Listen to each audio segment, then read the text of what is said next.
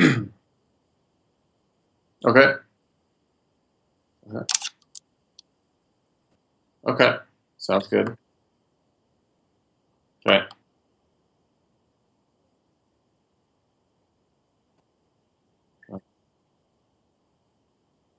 Okay. What motivates you? Sure, sure.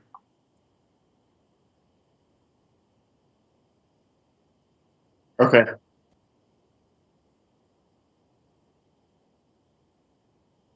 Good. Okay.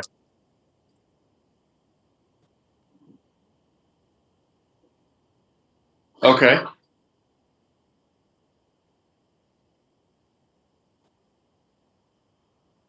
Cool.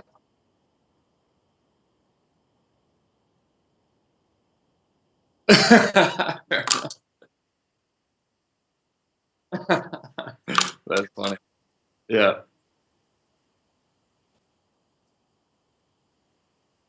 Okay.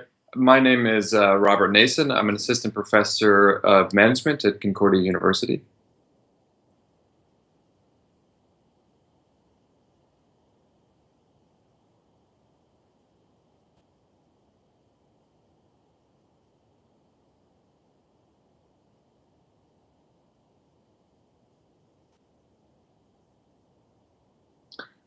Yeah, so the paper was motivated by trying to understand what entrepreneurship looks like in a very different context than we typically examine. So in our case, we're looking at entrepreneurs in the bottom of the pyramid, or specifically for this study in impoverished slums in Hyderabad, India. And what we want to look at is what's influencing this entrepreneurial activity, how these entrepreneurs are operating. A lot of previous research has suggested that in this context, there's kind of no or weak formal institutions. So there's not much in terms of capital market development or political or regulatory institutions. And so then a lot of the emphasis has been on kind of building that infrastructure for developing economies. But we take a bit of a different approach by looking at the existing economic activity or entrepreneurial activity that's taking place there. And what are those kind of very rich and dynamic informal institutions that are having a powerful influence on how these entrepreneurs are acting and the performance of their businesses. And so we look at one of the most fundamental institutions, which is the family. And so in this context where there's not an abundance of resources, the family plays a critical role in providing resources, in kind of guiding and shaping the trajectory of these businesses. And so we wanted to kind of unpack that and look at that influence a little bit deeper. In particular, though, we rather than saying kind of the family is a monolithic actor or force that has a universally positive or negative influence on existing business activity, we want to tease out some dimensions along which families are different. And so in this case, we look at household diversity in terms of the diversity of the individuals living in the household in terms of their age, sex, industry experience, as well as education level. That's one. And then the other we look at is in terms of their shared business experience. So how much is there an overlap between the industry experience of the household members and the focal business, and how many entrepreneurs are in the household that will have kind of particularly insightful or relevant resources for that focal business. That's the broad overview. What we find is that, yeah, sure. Okay, sorry. Okay, sure. A little more still. Okay, that's fair. That's fair. Should I go into more detail about that, like, or is that a good enough overview? Yeah. Good. Okay. Sounds good.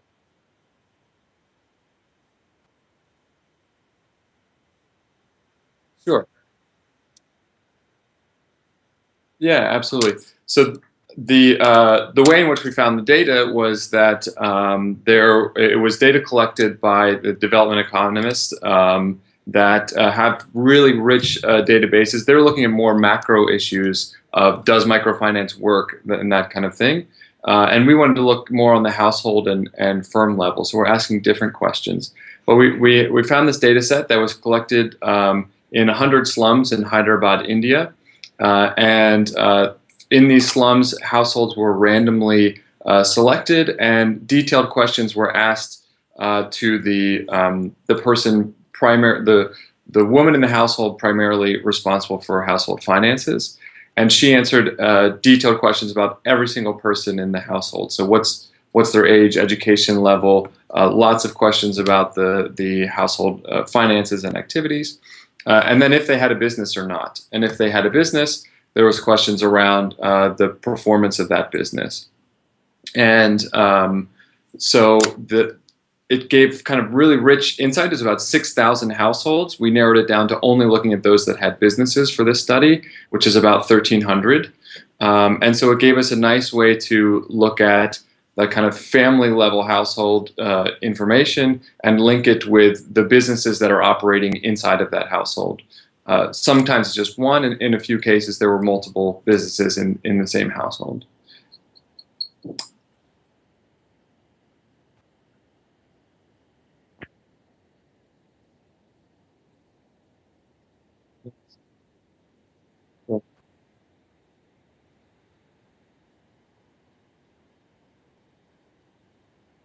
Sure.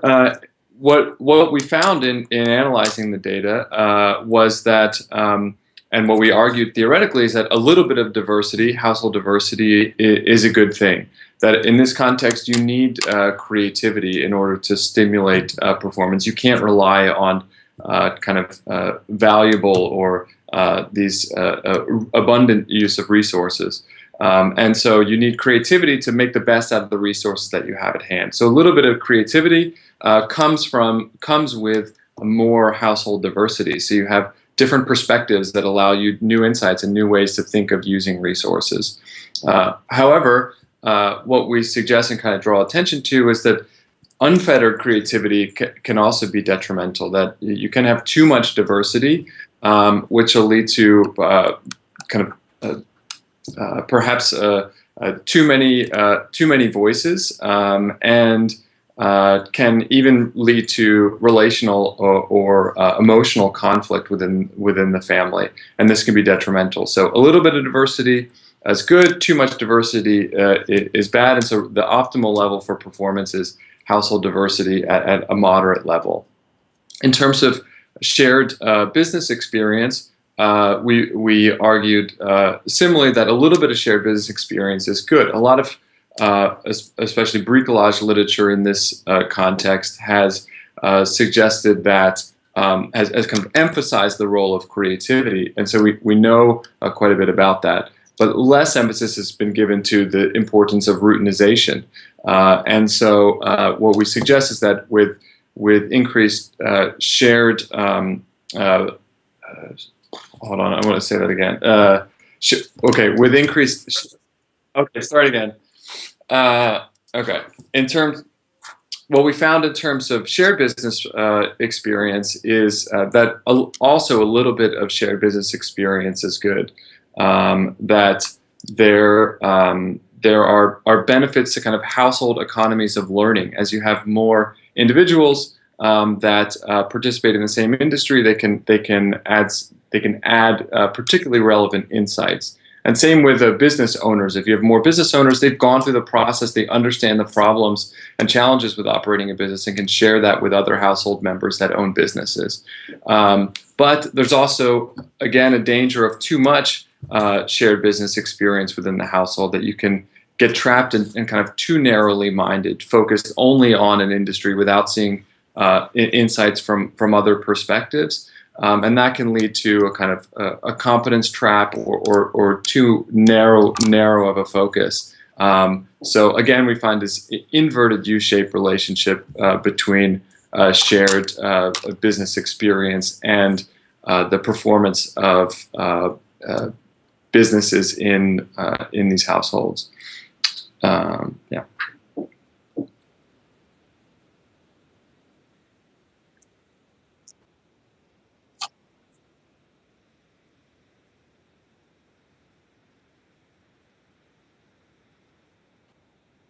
Right.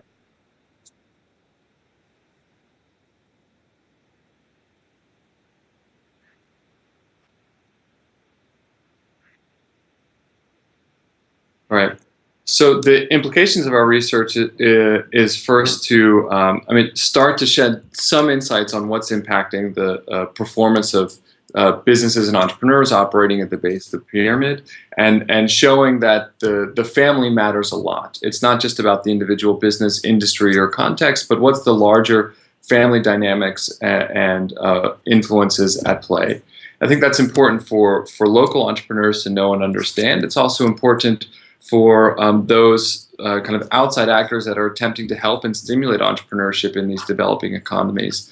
For instance, one of the insights is it's not just about giving money or productive assets, which a lot of microfinance has been focused on, but maybe more on training and training in terms of how to deal with family dynamics. That they can be very diverse family households. And they may not be well equipped in these to handle the stresses of emotional conflict and that kind of thing that spills over inevitably into the business. For that reason, I think highlighting training on the family level, training in terms of differentiating skills and things that individuals can pursue is something that microfinance and NGOs can bring to this context as well. So those would be the main takeaways.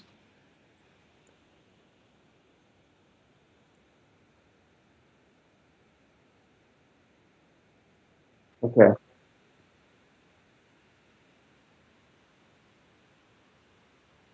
Yeah.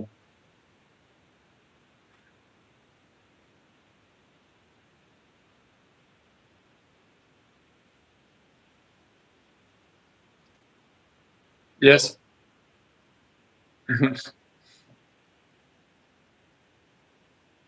Yeah.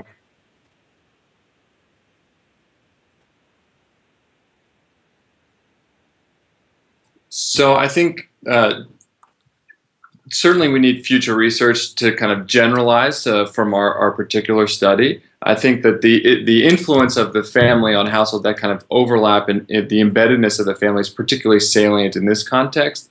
But it is something that you see across all kinds of businesses. And I think what's rather remarkable is that family businesses are incredibly diverse, from the corner bakery to the largest some of the largest financial institutions to poor rickshaw operators like in our sample. And despite this diversity, they have a kind of remarkable commonality in terms of issues and challenges they face, and some of them related to these family dynamics, which for sure spill over from the family into the business and influence the business performance and a lot of the activities that the businesses undertake. So I think there was some caution in kind of generalizing too much, but certainly there are it's something that's applicable to family businesses across the globe. Cool.